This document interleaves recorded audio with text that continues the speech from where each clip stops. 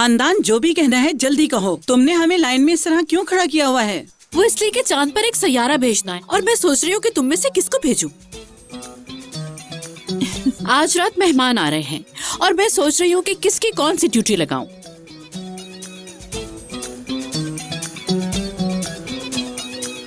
सुनो हनीफा, तुम्हें लगता है कि तुम घर में अभी तक ज्यादा जवान हो और हर काम में तुम्हारी स्पीड इन सबसे ज्यादा है। हाँ, मतलब ये कि इस घर में जितने भी चांदी के बर्तन हैं उन सबको साफ तुम करोगी। इसके अलावा पूरे घर की डस्टिंग और यहाँ पर जितने भी फानूस लगे हुए हैं उन सबको एकदम चमका देना। मेरा मतलब ये है एक एक फानूस को नीचे उतारना है तुम्हें और साफ करने के बाद उसे वापस भी लगाना है। समझ गई तुम?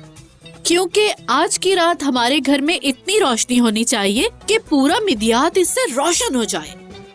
हो सकता है कि इतने काम करने के बाद तुम्हारा वजन कम हो जाए और वजन कम करने के बाद मेहमानों में से कोई तुम्हें भी पसंद कर ले। क्या बात है, आज तो तुम बहुत ज्यादा इतरा रही हो खानदान। लगता है जरूर कोई बात है। और निगार, तुम किचन का काम संभालोगी, ठीक है? और तुम्हारी मदद के लिए मैं यूसुफ अंकल को भी भेज दूंगी क्योंकि आज रात का खाना बहुत प्यार से बनाना है। क्योंकि यूसुफ अंकल यहाँ होंगे तो आपका दिल भी काम में लगा रहेगा, ठीक है ना? अच्छा, अब तुम्हें क्या काम दूं, क्या दूं? तुम बाजार से चिकन ले आना, ठीक है? चिकन कहाँ से लानी है वो बताती हूँ। ऐसा करो, बाजार में अब वो बाकर भाई, उनकी चिकन भी अच्छी नहीं होती, अजहर भाई की भी अच्छी नहीं होती, फिर कहाँ से लेनी चाहिए?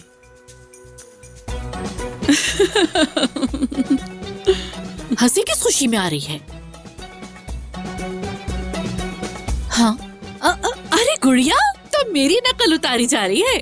हाँ, इधर आओ, मैं तुम्हें भी बताती हूँ कि तुम्हें क्या करना है। चलो इधर। मलाइका, अब तुम्हारे लिए मेरा प्लान कुछ चेंज हो गया है। आज घर में जो भी शॉपिंग होगी, कौन क्या लेकर आ रहा है, कौन क्या लेने जा रहा है, सब पे नजर तुमने रखनी होगी। और सब लोग एक बात याद रखें कि आज रात यहाँ पर ऐसा दस्तरखान लगना चाहिए कि हमारी मेहमान नवाजी को आने वाले हमेशा याद रखें। अगर आप इजाजत दें तो क्या हम अपना काम मुकम्मल कर सकते हैं खानदान? क्योंकि आप आजकल बहुत ज्यादा खा रही हैं माशाअल्लाह, तो इसलिए हमें आपके खाने का भी इंतजाम करना है। मलाइका, जब तुम बाजार जाओ तो सफाई का सामान थोड़ा ज्यादा ले आना, ऊपर से लेके नीचे तक, और इस घर के एक एक कोने की सफाई करवानी है मुझे इस हनीफा से। हाँ ठीक है, जैसे आपका हुक्म मिस खानदान। आंटी, मैं क्या काम करूंगी? मेरी क्या ड्यूटी है? तुम क्या करोगी? तुम हाँ, हमारी ये गुड़िया इस गुड़िया के साथ खेलेगी, ठीक है मेरी जान? ये लो, अब तुम इससे खेलो, ठीक है? तुम जाओ। तो अब बताइए, सब समझ आ गया आप लोगों को? तो फिर जल्दी करें। देखा खरगोश को? क्या बात है हनीफे, अगर नॉर्मल रूटीन में तुमसे कहो इस सोफे के नीचे से भी सफाई करना तो तुम इतने ड्रामे करती हो जिसकी कोई हद नहीं।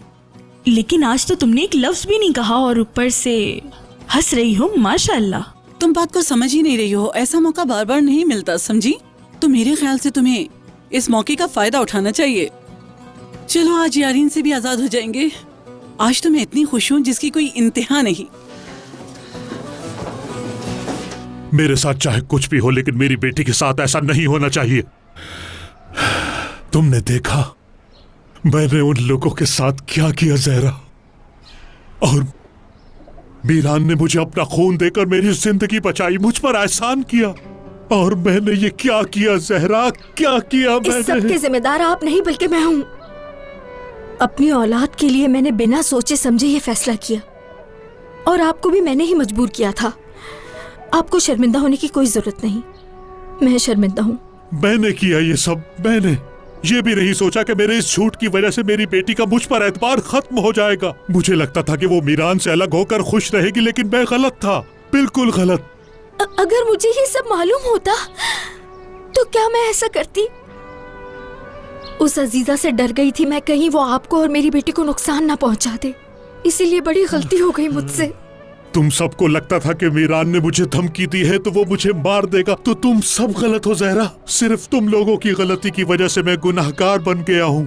तुम लोग नहीं जानते मीरान के बारे में जहरा, काफी बदल चुका है, मेरा यकीन करो। इन सब प्रॉब्लम से निकाल रहा हूँ मैं। मीरान को उसकी दादी का असली चेहरा दिखा कर रहूंगा। अगर तुम्हें अब भी यही लगता है कि ये सब मीरान ने किया है तो ऐसा नहीं है, और ना ही कभी करेगा। जिस तरह मेरे दिल में रहम है इस तरह उसके दिल में भी है। उसकी आंखों में देखा है ये सब कुछ मैंने जहरा। उसने मुझे खून देकर एक एहसान किया और मुंह से एक लफ्ज भी नहीं निकाला। और हमने क्या किया उसके साथ, मैं तो अपनी नजरों में ही गिर गया हूँ। ये सब मेरी वजह से हुआ खिजर साहब, मेरी गलती है, मुझे माफ कर दीजिए। हम अगर एक दूसरे को माफ कर भी दें तो क्या फायदा होगा? क्या रियान और मीरान हमें माफ कर देंगे? क्या वो हम दोनों पर दोबारा भरोसा करेंगे? नहीं, वो कभी भी नहीं करेंगे जहरा। हम लोग चाहे जितनी भी कोशिश कर लें, कुछ भी कर लें, हम वो मकाम दोबारा नहीं बना पाएंगे। अपनी बेटी से तो दूर रहूंगा ही, लेकिन इस शर्मिंदगी से कैसे पीछा छुड़ाऊंगा जहरा? बस अब और नहीं। सब लोगों की वजह से मैं किसी को मुंह दिखाने के काबिल नहीं रहा।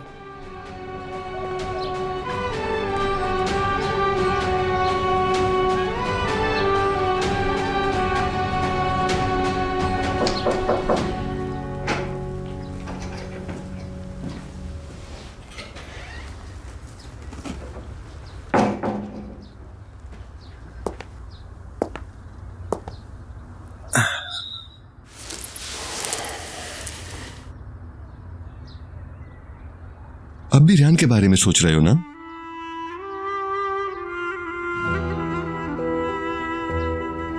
मैं तुम्हारे जज्बात समझ सकता हूं।